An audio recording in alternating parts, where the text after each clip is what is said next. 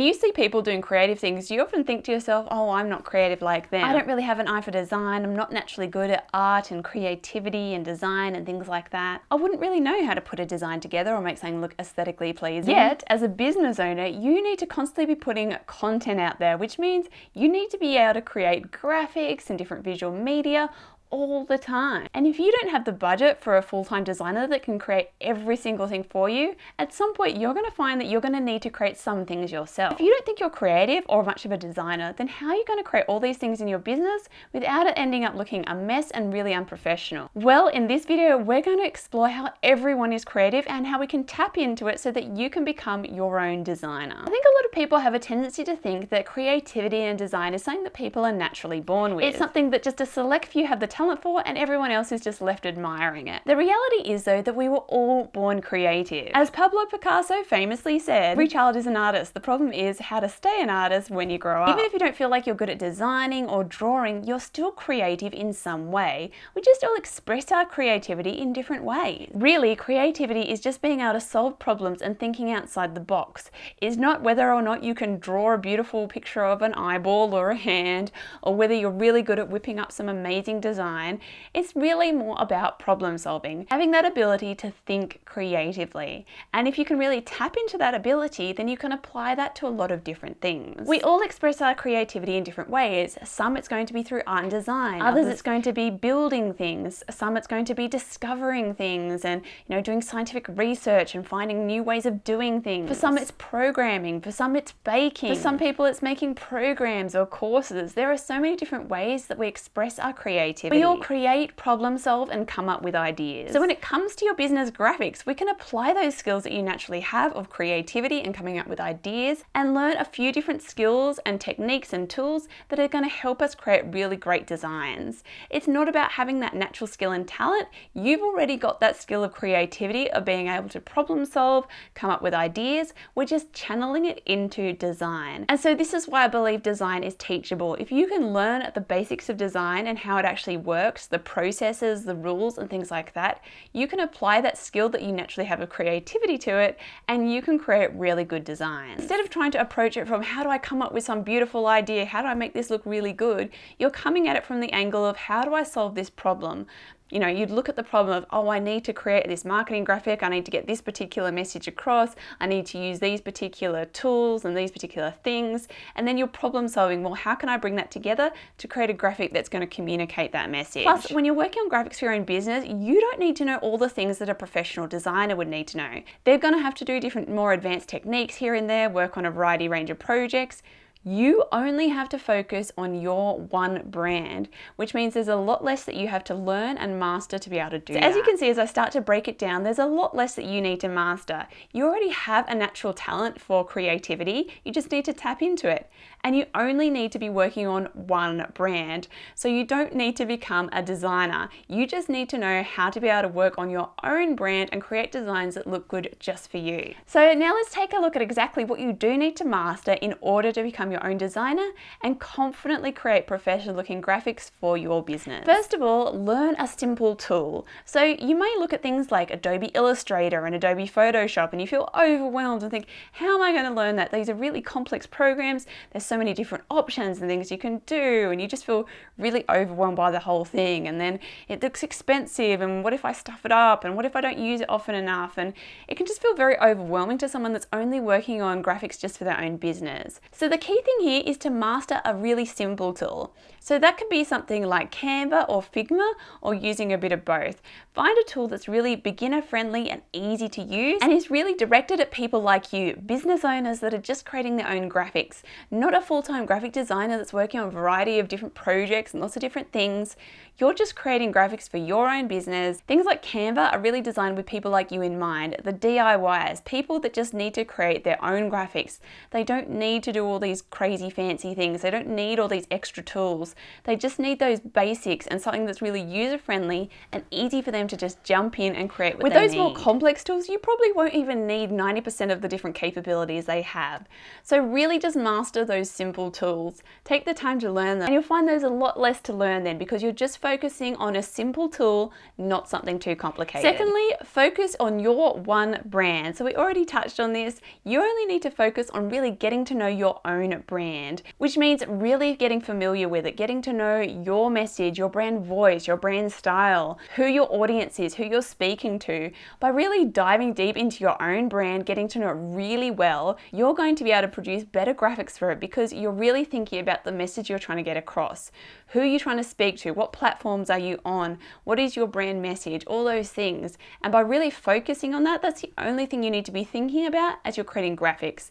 If you're a full-time designer, you're having to think about all different kinds of brands and things all the time. You being your own designer, working on your brand, you just need to really dive deep and focus in on your own brand. Plus, as you start to build up a collection of your own templates, this is only going to make things even easier. Once you've established a really strong brand identity, so got your logo, your fonts, your colors, your brand elements, all those things, then you're just applying them over and over again into your graphics. You'll start to build up some templates. So sometimes you'll just dive in, grab a template, change the text, add in a different photo, and done. So it's only going to get easier and easier for you over time as you've done that initial work of really getting clear on that brand identity, get a really good idea of the graphics that work for the platforms you're on and the people that you're trying to communicate with.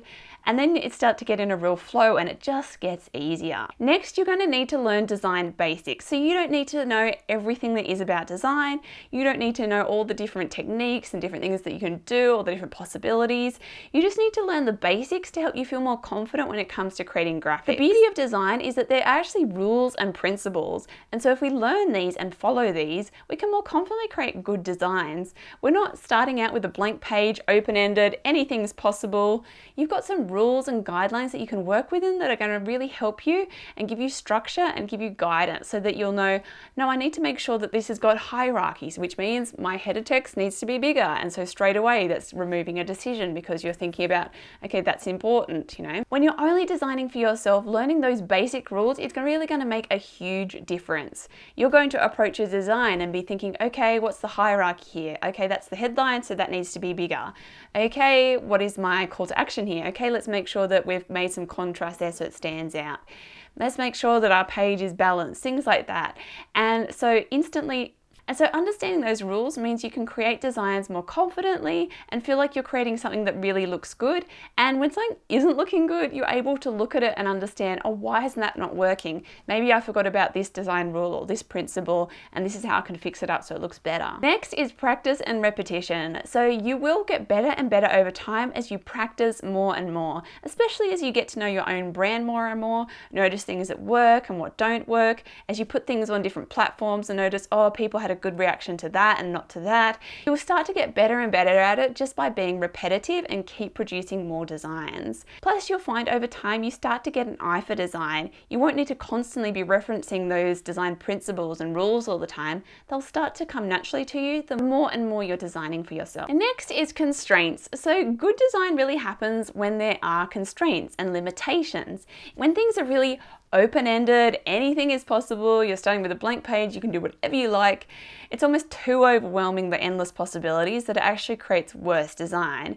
When there's limitations and restrictions that you need to work within, it actually helps you become a better designer and helps you design better. So when you're only designing for yourself, you're focusing on some really set limitations there. Straight away, you've got to work with that one brand. So you need to work within your own brand's identity and working within that. Then there's a platform you use. So what size does this graphic need to be for the platform I'm putting it on? So then we've got another limitation there. And then let's say it's going to be on Instagram, and so it's going to be shrunk down small, and so it still needs to be readable. So there's another limitation there. We need to make sure that our text and everything on the page is readable at that small size. So as you list out all those different needs and limitations of a design as you work on it, it'll actually help you design better because you'll be like, okay, this is what I have to work with, this is what it needs to do, and so you've got a bit of direction straight away. because you're not going to feel like you have endless possibilities. It's not like you're an artist and, oh, I can create whatever painting I want, and that can feel very overwhelming. When you're just designing for yourself, your creativity is limited, and that's actually going to help you because there's not as many possibilities and you're just really focusing in on what it is that you need to create. Finally, following a process. So design actually has a process to it. And so rather than just, right, I need to create this graphic, uh-oh, what do I do? Don't know how to do that. You're actually going to take things step by step. You're first thinking, okay, what is the brief? So what is it that I need to do? What are these limitations? What do I need to work with? What is the message here? Okay, we're starting with that. What size does the page need to be? Okay, let's start with that page size. Then we're getting all the elements that need to go on there. Okay, we've got all that. So you instantly have something to work with. All right, next stage, we need some inspiration. Let's do some research. Let's go think up some ideas. Let's do some mind mapping and brainstorming, things like that. So by going through step by step and taking a process with it, you're not going to feel overwhelmed by the idea of how do I come up with a good design? You're going to take it step by step, guiding you through, and you'll find that it's easier than you think because you've got this process helping guide you through, giving you those ideas. Taking the time to do something like some brainstorming will really help you get a good idea rather than just looking at a page going, uh-oh, what do I do? What do I do to make this look good? You're going, okay, so what's our message? Oh, our message is this. Well, let's write out some key words that come from that message. And from there, we'll brainstorm some different ideas about how we can make this message clear. We'll brainstorm some ideas from that key word and things like that. And it's going to start to get that ball rolling. And as I said before, this is problem solving. That's where that creativity comes in. You're starting to think, well, how can I get this message across in an interesting and engaging way?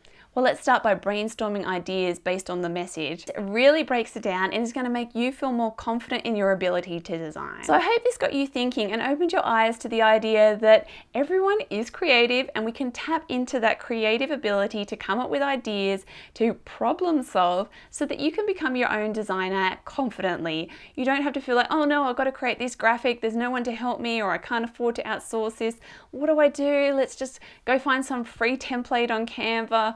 Oh, it doesn't look that great, but that's going to have to do because that's all I've got to work with. And oh, I'm so terrible. This looks horrible. You're instead going to feel like, no, this is something I can do. If I can learn these design basics, if I can learn about the design process, and if I can just focus on my own brand, really getting to know it and take the time to get to know simple tools like Canva, I can actually design it more confidently. I can actually create something that is good. I don't need to be an artist. I don't need to be creating the Mona Lisa. I just need to get to know my brand and create something that looked professional and well designed. So if you'd like to learn more about branding, graphic design, and creativity, make sure you subscribe to this channel and I'll see you next time.